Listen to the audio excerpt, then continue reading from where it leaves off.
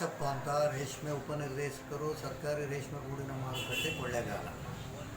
ನಾವು ಇತ್ತೀಚೆಗೆ ರೇಷ್ಮೆ ಗೂಡಿನ ಮಾರುಕಟ್ಟೆ ಕೊಳ್ಳೇಗಾಲದಲ್ಲಿ ಪ್ರತಿದಿನ ಏನು ರೇಷ್ಮೆ ಬೆಳೆಗಾರರು ಗೂಡು ತಗೊಂಡು ಬರ್ತಾರೋ ಆ ಪೈಕಿ ಯಾರು ಉತ್ತಮವಾದಂಥ ಅಂದರೆ ಹೆಚ್ಚಿನ ಬೆಲೆಯನ್ನು ಪಡಿತಾರೋ ಅವ್ರಿಗೆ ನಾವು ಒಂದು ಅಭಿನಂದನಾ ಪತ್ರವನ್ನು ಇಲಾಖೆ ವತಿಯಿಂದ ನೀಡ್ತಾ ಇದ್ದೇವೆ. ಇದ್ರ ಉದ್ದೇಶ ಏನಪ್ಪ ಅಂತಂದರೆ, ಯಾರು ರೈತರು ಹೆಚ್ಚಿಗೆ ಬೆಲೆ ಪಡಿತಾರೋ ಅವರ ಒಂದು ಲಾಟ್ಗೆ, ಆ ಲಾಟು ಆ ದಿನ ಬಂದಿರತಕ್ಕಂಥ ಎಲ್ಲ ಲಾಟ್ಗಳ ಪೈಕಿ ಗೂಡು ಉತ್ತಮವಾಗಿದೆ ಅಂತಕ್ಕಂಥದ್ದು, ಮತ್ತು ರೀಲರ್ ಪ್ರಕಾರ ಅದು ಉತ್ತಮವಾಗಿ ರೀಲಬಿಲಿಟಿ ಆಗಿ ಹೆಚ್ಚಿನ ರೇಷ್ಮೆ ಮತ್ತು ಕ್ವಾಲಿಟಿ ರೇಷ್ಮೆ ಕೊಡುತ್ತದೆ ಅನ್ನತಕ್ಕಂಥದ್ದು ಅವರ ಒಂದು ಅಭಿಪ್ರಾಯ. ಈ ದೃಷ್ಟಿಯಿಂದ ಆ ಒಂದು ಲಾಟ್ಗೆ ಹೆಚ್ಚಿನ ಬೆಲೆ ಸಿಕ್ಕದಂಥ ಸಂದರ್ಭದಲ್ಲಿ ರೈತರು ಮುಂದೆ ಒಳ್ಳೆಯ ರೀತಿಯಲ್ಲಿ ಬೆಳೆದಾಗ, ಚೆನ್ನಾಗಿ ಬೆಳೆದಾಗ ನಮಗೂ ಕೂಡ ಈ ರೀತಿ ಒಂದು ಅಭಿನಂದನೆಯನ್ನು ಮತ್ತು ಅಭಿನಂದನಾಪೂರ್ವಕವಾಗಿ ಒಂದು ಕೃತಜ್ಞತೆಯನ್ನು ಇಲಾಖೆಯವರು ಸಲ್ಲಿಸ್ತಾರೆ. ನಾವು ಆ ಥರ ಬೆಳಿಬೇಕು ಅಂತಕ್ಕಂಥ ಪ್ರೋತ್ಸಾಹ, ಹುಮ್ಮಸ್ಸು ಅವರಲ್ಲಿ ಬರಲಿ ಅಂತ ನಾವೊಂದು ಈ ಕಾರ್ಯಕ್ರಮವನ್ನು ಇಟ್ಕೊಂಡಿದ್ದೀವಿ. ಈಗ ನಾವು ನಮ್ಮಲ್ಲಿ ದ್ವಿತಳಿ ಘಟಕನೂ ಕೂಡ ಓಪನ್ ಆಗಿ ದ್ವಿತಳಿ ಕೂಡ ಮಾರಾಟ ಆಗ್ತಾಯಿದೆ, ಮತ್ತು ಮಿಶ್ರ ತಳಿನೂ ಮಾರಾಟ ಆಗ್ತದೆ.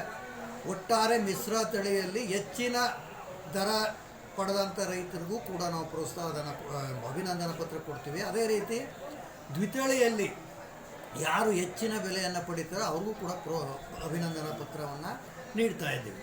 ಇದ್ರ ಜೊತೆಗೆ ಪ್ರತಿ ತಿಂಗಳು ಯಾರು ರೀಲರು ಹೆಚ್ಚಿನ ಲಾಟ್ಗೆ ಅತಿ ಹೆಚ್ಚಿನ ಬೆಲೆ ಕೊಟ್ಟಿರ್ತಾರೋ ಅವ್ರಿಗೆ ಮೊದಲನೇವರು ಅಂತ ಪರಿಗಣಿಸಿ ಅಭಿನಂದನಾ ಪತ್ರ ಕೊಡ್ತೀವಿ. ಹಾಗೆ ಎರಡನೇ ಸ್ಥಾನದಲ್ಲಿ ಹೆಚ್ಚಿನ ಬೆಲೆ ಕೊಟ್ಟಿರ್ತಕ್ಕಂಥ ರೀಲರ್ಗೆ ಎರಡನೇ ಸ್ಥಾನಮಾನ ಕೊಡ್ತೀವಿ. ಮೂರನೇವರು ಅಂತ ಪರಿಗಣಿಸಿ ಹೆಚ್ಚು ಲಾಟ್ ಇಬ್ಬರು ಪೈಕಿ ಇವರನ್ನು ಕೂಡ ಹೆಚ್ಚಿನ ಬೆಲೆ ನಿಗದಿಪಡಿಸಿರ್ತಕ್ಕಂಥದ್ದನ್ನು ತಿಂಗಳಲ್ಲಿ ನಾವು ಲೆಕ್ಕ ಹಾಕಿ 3 ಜನನ ನಾವು ಅಭಿನಂದಿಸ್ತಾ ಇದ್ದೀವಿ ರೀಲರ್ ಪೈಕಿ.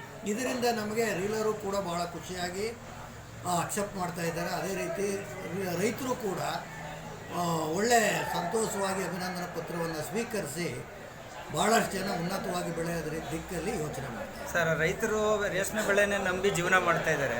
ಇತ್ತೀಚಿನ ದಿನದಲ್ಲಿ ಬೆಂಬಲ ಬೆಲೆ ಇಲ್ಲ, ನಮಗೆ ತುಂಬ ಪರಿಸ್ಥಿತಿ ಆಗ್ತಾಯಿದೆ. ಬೆಳೆದಂಥ ಬೆಳೆಗೆ ಸರ್ಕಾರದಿಂದ ಏನಾದ್ರು ಮುಂದಿನ ದಿನದಲ್ಲಿ ಎಲ್ಲ ರೀತಿ ಸವಲತ್ತು ಸಿಗ್ಬೋದಾ?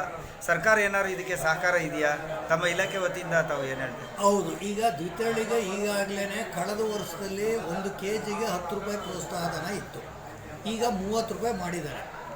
ಅದೇ ರೀತಿ CBಗೂ ಕೂಡ ಕೊಡಬೇಕು ಅನ್ನೋದು ರೈತರ ಒಂದು ಬೇಡಿಕೆ. ಅದನ್ನು ನಾವು ನಮ್ಮ ಕೇಂದ್ರ ಕಚೇರಿಯ ಮೂಲಕ ಸರ್ಕಾರದ ಮಟ್ಟಕ್ಕೆ ನಾವು ತರ್ತೀವಿ. ಸರ್, ವಿದೇಶದಿಂದ ರೇಷ್ಮೆಯನ್ನು ತರಿಸಿ ಮತ್ತು ರೈತರಿಗೆ ತುಂಬ ತೊಂದರೆಗೀಡಾಗ್ತಾ ಇದ್ದಾರೆ. ಇಲ್ಲಿ ಬೆಳೆದಂಥ ಬೆಳೆಗೆ ಬೆಂಬಲ ಇಲ್ಲ. ವಿದೇಶದಿಂದ ರೇಷ್ಮೆ ಬರ್ತಾ ಇದೆಯಾ, ಇಲ್ಲ ಇಲ್ಲಿಂದನೇ ಉಪಯೋಗ ಮಾಡ್ಕೊಂಡು ರೈತರಿಗೆ ಉತ್ತಮವಾದಂಥ ಬೆಲೆ ಕೊಡ್ತಾ ಇದ್ದೀರಾ ತಾವು? ಇಲ್ಲ, ಈಗ ವಿದೇಶದಿಂದ ಕ್ವಾಲಿಟಿ ರೇಷ್ಮೆ ಬರುತ್ತೆ. ಅದರಿಂದ ನಮ್ಮಲ್ಲಿ ಉತ್ಪಾದನೆ ಆಗ್ತಕ್ಕಂತಹ ರೇಷ್ಮೆಗೆ ಬೇಡಿಕೆ ಇಲ್ಲ ಅನ್ನೋದನ್ನು ಪರಿಶೀಲಿಸಿದಾಗ ವಿದೇಶದಿಂದ ಬರ್ತಕ್ಕಂಥ ಕ್ವಾಲಿಟಿ ಏನು, ನಮ್ಮದು ಕ್ವಾಲಿಟಿ ಏನು ಅಂತ ಪರಿಶೀಲಿಸಿ ವಿದೇಶದಿಂದ ಬರ್ತಕ್ಕಂಥ ಬೈವೋಲ್ಟನ್ ರೇಷ್ಮೆ ರೀತಿಯೇ ನಮ್ಮದು ಕ್ವಾಲಿಟಿ ಬರಬೇಕು ಅನ್ನೋ ಲೆಕ್ಕಾಚಾರದಲ್ಲಿ ಈಗ ನಮ್ಮ ರಾಜ್ಯದಲ್ಲಿ ಆಟೋಮೆಟಿಕ್ ರೀಲಿಂಗ್ ಮೆಷಿನ್ ಅಂದರೆ ಸ್ವಯಂ ಚಾಲಿತ ರೇಷ್ಮೆ ನೂಲು ಬಿಚ್ಚಾಣಿಕೆ ಘಟಗಳನ್ನ 1,49,00,000 1,79,00,000 ಯೂನಿಟ್ ಕಾಸ್ಟಲ್ಲಿ ಕೊಡ್ತಾಯಿದ್ದೀವಿ. ಮತ್ತು ಹಾಗೆ 200 ಎಂಡ್ಸ್ನ 79 ಲಕ್ಷ ರೂಪಾಯಿನ ಯೂನಿಟ್ ಕಾಸ್ಟಲ್ಲಿ ಕೊಡ್ತಾಯಿದ್ದೀವಿ. ಇದು SC ST 90% ಸಬ್ಸಿಡಿ, ಇತರೆ ಅವ್ರಿಗೆ 75% ಸಬ್ಸಿಡಿ ಇದೆ. ಇದ್ರ ಮೂಲಕ ಬಯೋಲ್ಟನ್ ಗೂಡನ್ನು ಬಳಸಿ ರೇಷ್ಮೆ ಉತ್ಪಾದನೆ ಮಾಡಿ ನಾವು ಇಂಟರ್ನ್ಯಾಷನಲ್ ಅಂದರೆ ಅಂತಾರಾಷ್ಟ್ರೀಯ ಮಾರುಕಟ್ಟೆಯಲ್ಲಿ ಹೊರಗಡೆಯಿಂದ ಬರ್ತಕ್ಕಂಥ ಏನಾದರೂ ಹೊರಗಡೆಯಿಂದ ಬಂದರೆ ಆ ರೇಷ್ಮೆಗಿಂತ ನಮ್ಮ ರೇಷ್ಮೆ ಉತ್ತಮವಾಗಿರಬೇಕು ಅನ್ನೋ ಪೈಪೋಟಿಯಲ್ಲಿ ನಮ್ಮ ಸರ್ಕಾರದಿಂದ ಅನೇಕ ಸಬ್ಸಿಡಿಯನ್ನು ಕೊಟ್ಕೊಂಡು ನಾವು ರೀಲರ್ಗಳನ್ನ ಉತ್ತೇಜನ ಮಾಡ್ತಾಯಿದ್ದೀವಿ, ರೈತರನ್ನು ಉತ್ತೇಜನ ಕೊಡ್ತಾಯಿದ್ದೀವಿ. Thank you sir.